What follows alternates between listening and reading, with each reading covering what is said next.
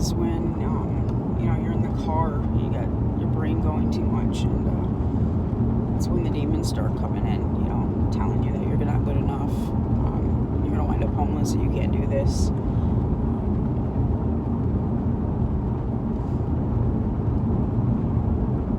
They really get to you. That's why I listen to music so loud, hoping to, drown out the demons. Folks who suffer from depression and have had self-harm thoughts in the past, most of the time, they don't stop having those thoughts. They just learn how to deal with them at some level. They find better coping mechanisms. They get out there, they work out, they, volunteer, they throw themselves into their work in a way until they get through that moment. So please don't think that a loved one with depression is losing ground, if they have a good couple months and they have one bad day, because much like an alcoholic, when you battle depression, it's something you battle each and every day.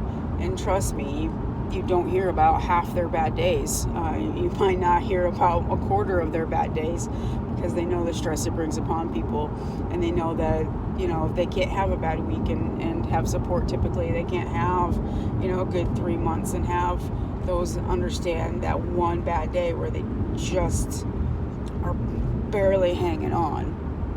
Depression isn't something you can white knuckle.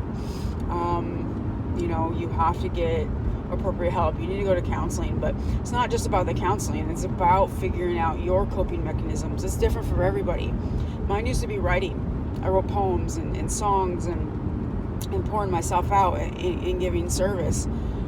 The times that I was, the most suicidal, the most depressed, were the times I stopped doing those things that healed my soul, because other people didn't understand them. They thought the poems were too dark, or they hadn't been there, and I thought there was something wrong with me. But the reality is, I just hadn't found my audience yet. I was trying to explain to people who possibly could not understand how bad that place hurts and how dark it is. And how I was trying to wrap at the time in high school, when they freaked out about the first poem I wrote, trying to wrap my teenage mind around the fact that my mother committed suicide.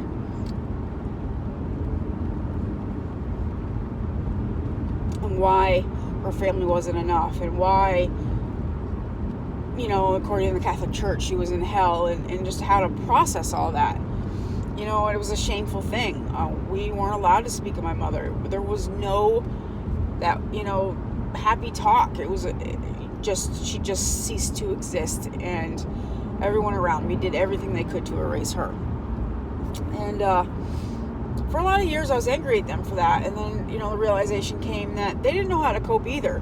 It's a day and a time where suicide was shameful. The church told you were in hell, that person was selfish, psychology was a pseudoscience, all those things. They were operating with the knowledge that they had and the hurt that they had, and the best way they knew how to get rid of it was to not acknowledge it. Of course, we all know that's not a good coping mechanism, but sometimes that's all people have. And so I'm a lot more understanding now, as far as that anger for those around me that didn't want to speak of my mother anymore.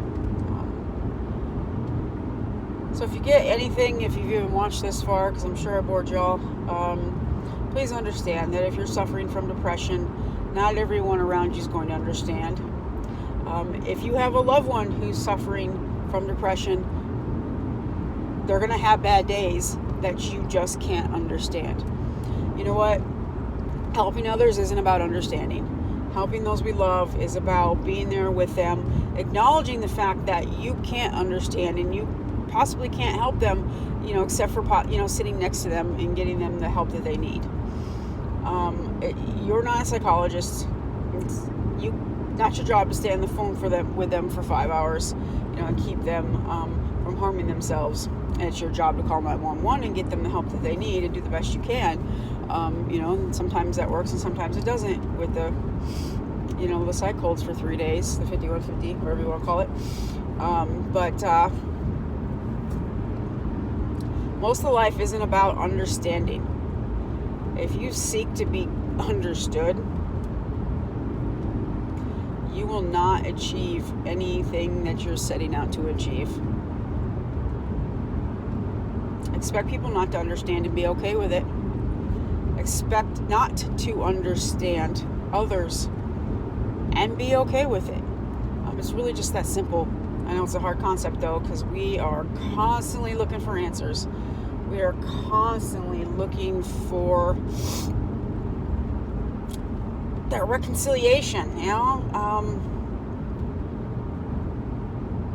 knowledge is both a blessing and a curse. And sometimes in life, you just, my horsey, can't wait to have horses again.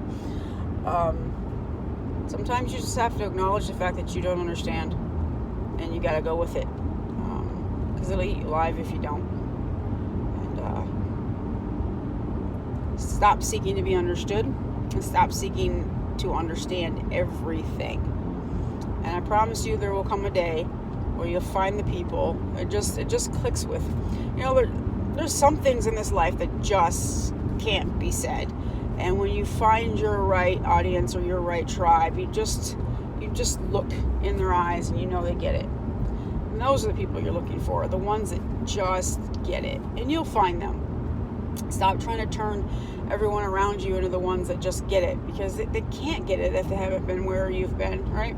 If they've never had a suicidal thought in their life, don't ask them to understand, and don't try to make, and don't, get upset that they don't understand. They haven't been there. Just like if you've never had an addiction to food or narcotics, you don't understand that. And that's okay. Sometimes, we just can't expect people to understand. That's really where the true hurt comes from. And expecting something from people that they can't give you. We have to really look at those around us and understand what their level in our life can be. And what I mean by that is we have to understand that not everybody's going to get it. And those particular people, as much as you love them, as much as you want them to get it for you, may not be the ones that are meant to get it and get you through that. Life works in a mysterious way. So don't give up because of that one bad day. And don't give up on someone because of that one bad day, even though it seems like there's a lot of bad days. Because I promise you, as someone who has suffered from chronic illness and depression throughout the years, that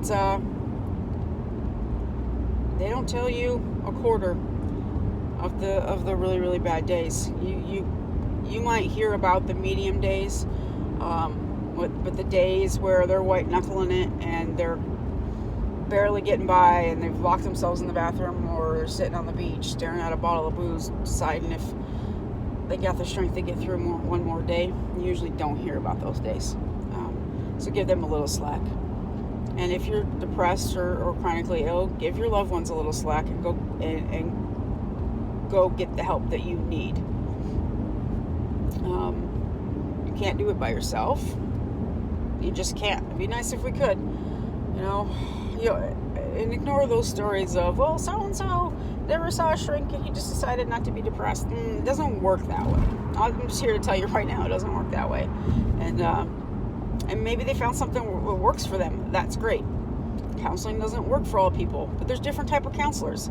If you go to one counselor for 10 minutes to decide counseling doesn't work, you're being a coward and you're not trying to find the right person for you. Just like a car quote, you should talk to at least 3 counselors, at least 3. Interview them as much as they're interviewing you. Not everybody clicks. Not everybody is, meant to work with you. There's just lots of different things that work for a lot of different people.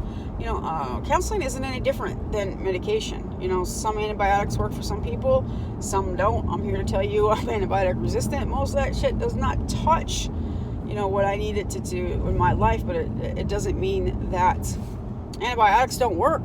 and that the government should get rid of antibiotics because it doesn't work for Tamara, and I should run around screaming about how horrible antibiotics are. That's just not the case. They're just not for me.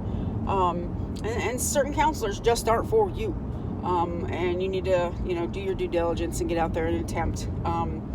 So I just, one of those roadside thoughts, as I'm in the car having one of those days where my brain, I'm the only one up, gotta drive 6 hours, and I'm reaching out to you guys instead of, calling somebody, because I realize it's just going to be one of those, bad days. And I, don't always talk about it, and that's okay too. But the great part is I'm learning my coping mechanisms again. I know that, giving service to others and talking to you guys and doing Touch Base Tuesday is what I need to be doing in life, and raising money, to get that ranch up on the East Coast. So, we'll get it done. We're growing. The Starving Dog Action Pack is getting bigger each and every day. And we can't do it without you guys. I can't do any of this without you guys and everybody behind me. I know it's my ugly mug you see most of the time on camera. But the amount of people behind me doing IT stuff and helping plan fundraisers and those sorts of things is just really humbling and amazing. And I'm surrounded by a great bunch of folks, and I'm blessed and grateful for that. So you guys have a great day, and this isn't live because I'm going through the backwoods. There's no Wi-Fi out here. So you guys have a great day, and remember, don't become the starving dog. And if you are the starving dog, hit us up and we'll teach you how to feed your starving dog.